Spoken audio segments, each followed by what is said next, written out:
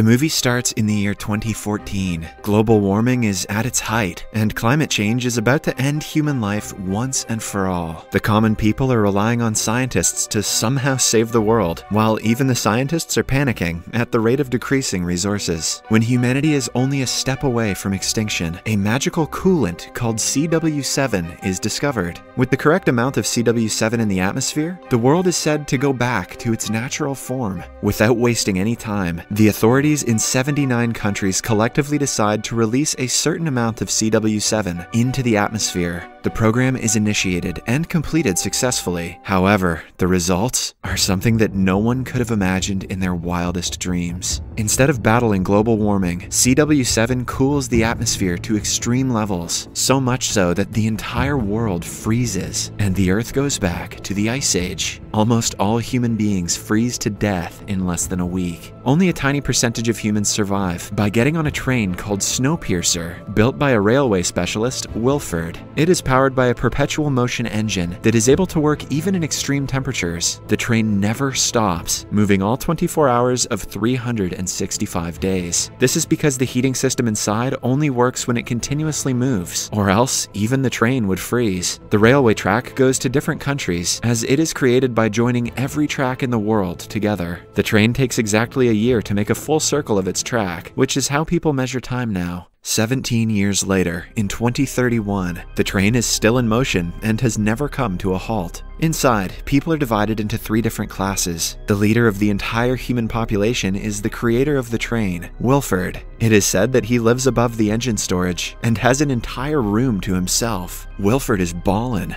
After him are the elites, who only make up to 1% of the population. They live in the frontal compartments and get to enjoy all the luxuries in life, like bars, expensive restaurants, saloons, hospitals, and even schools for their children. Today, kids, we're gonna teach you how fucked you are. Second comes the middle compartment, which consists of laborers who work for the first-class people. They do not receive as many services, but get the opportunity to work their way up to the first class. Then, in the last windowless tiny compartment, lives a population of freeloaders who are treated like cattle. They are not given any resources other than occasional black bars of gluten. The group survives by reminding themselves at least they are alive, but they don't even have the privilege to look at the sunlight. For food, the train has a built-in greenhouse that grows enough vegetables for the first and second classes. Meanwhile, water is created by melting ice in front of the train. One afternoon, 2 guards go to the last compartment to distribute food. It is again the jelly-like substance called the protein bar. This time, the guards inquire if there is a violinist on board, since they need one for the entertainment of the first-class people.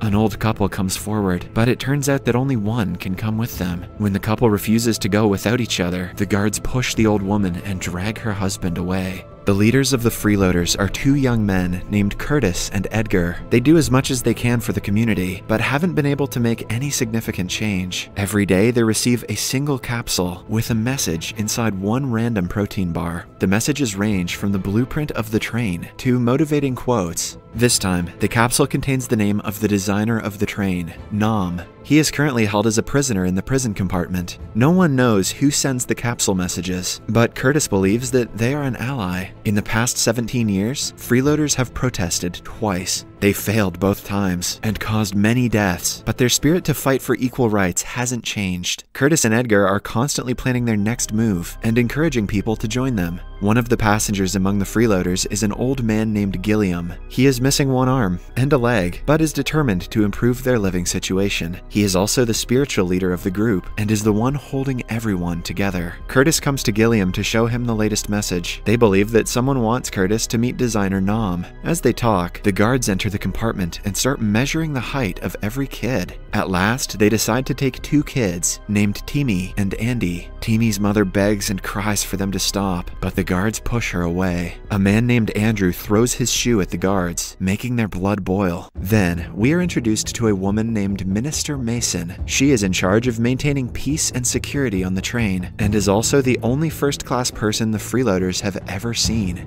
As punishment, Mason makes Andrew keep his hand out of the train for 7 minutes. When he brings the arm inside, it is completely frozen. The guards then cut it with a hammer, leaving him bleeding and in pain.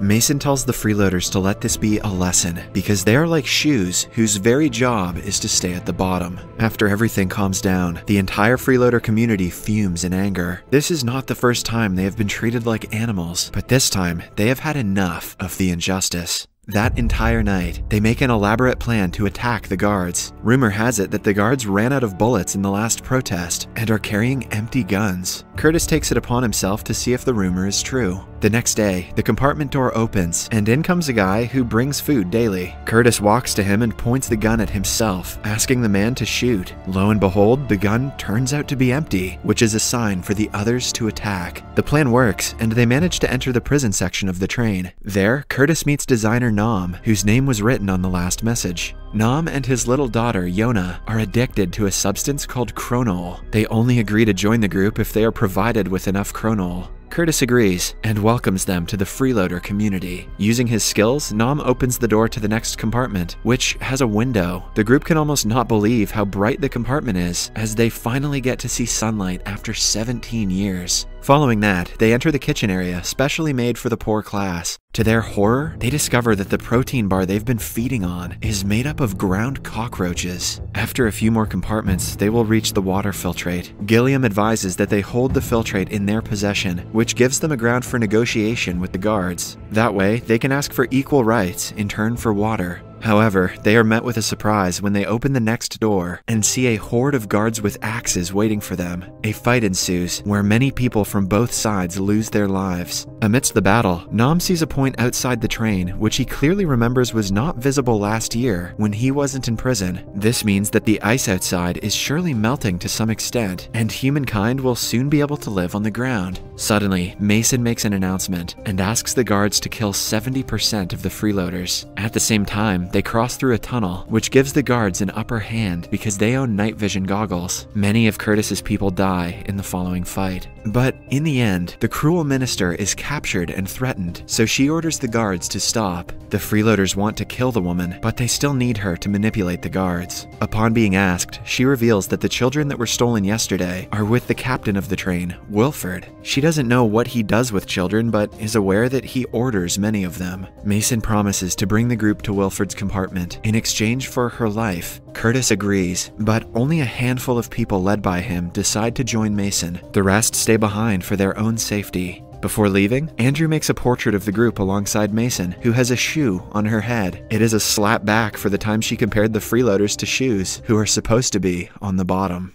Following that, they make their way to the first-class lounges that consist of an aquarium, a greenhouse with fresh fruits, and a sushi station. Mason asks them to sit down for sushi and shamelessly boasts about the services. But while the others enjoy fresh fish, she is made to eat the protein bar. The next compartment is the school for children. Starting from an early age, they are brainwashed about freeloaders and are taught to look up to Wilford as their king. Timmy's mother asks them about the missing kids, and a little boy reveals that they were taken through the front door. At the same time, the train passes a monumental place. It is the area where the bodies of 7 frozen people are clearly visible. They were explorers who jumped off the train a few years ago, hoping to survive on land. Back in the compartment of the freeloaders, everyone is impatiently waiting for the group to return with good news. Surprisingly, they are approached by a man with a cart full of eggs. They are shocked because they were under the impression that all forms of animals on Earth are dead. The man laughs, claiming that it is just a rumor, just like the story about empty guns is also a rumor. With that being said, he brings out a gun and starts firing at them.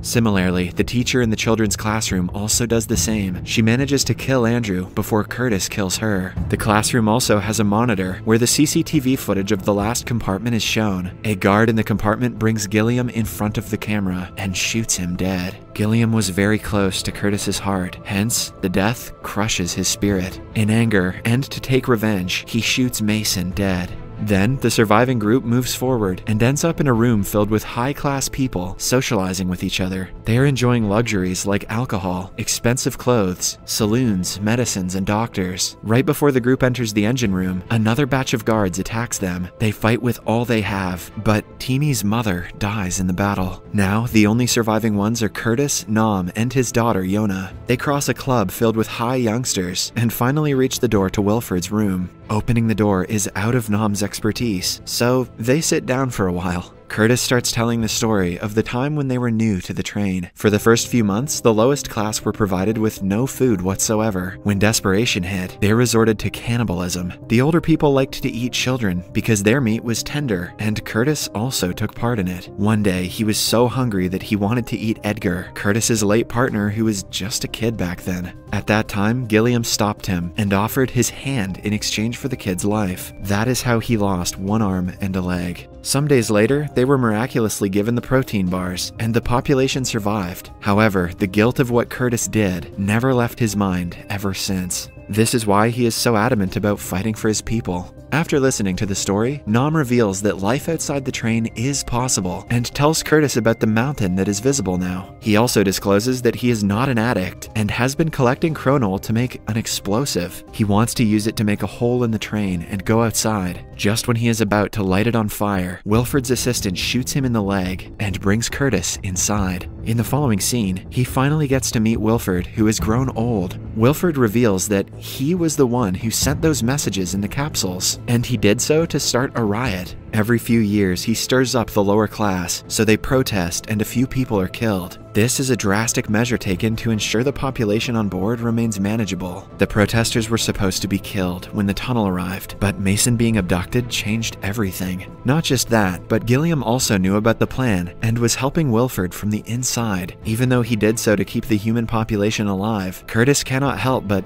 be disappointed in him. Outside, Nam and Yona are still trying to set off the explosive when the first-class maniacs attack Nam. Yona panics and runs to Curtis to ask for help. They suddenly notice a compartment on the floor where poor Timmy is sitting in between the engines and working. Because the space is tiny, only kids can repair the broken parts, but instead of the first-class children, Wilfred chose the poor ones. This is the last straw for Curtis. He attacks Wilfred and knocks him out before trying to help Timmy out of the compartment. Outside, Yona lights the explosive on fire. Everything goes silent for a few seconds before a loud bang lights the entire train on fire. It derails and everyone inside dies from the impact. In the final scene, we see Yona and Timmy walk out of the wreckage as the sole survivors of the crash. They notice a polar bear nearby, meaning that life on Earth has returned and they have a chance to survive. But let's be honest, they're dead for sure. Subscribe for more videos like this, turn on notifications, and leave a like to help the channel out. Thank you for watching.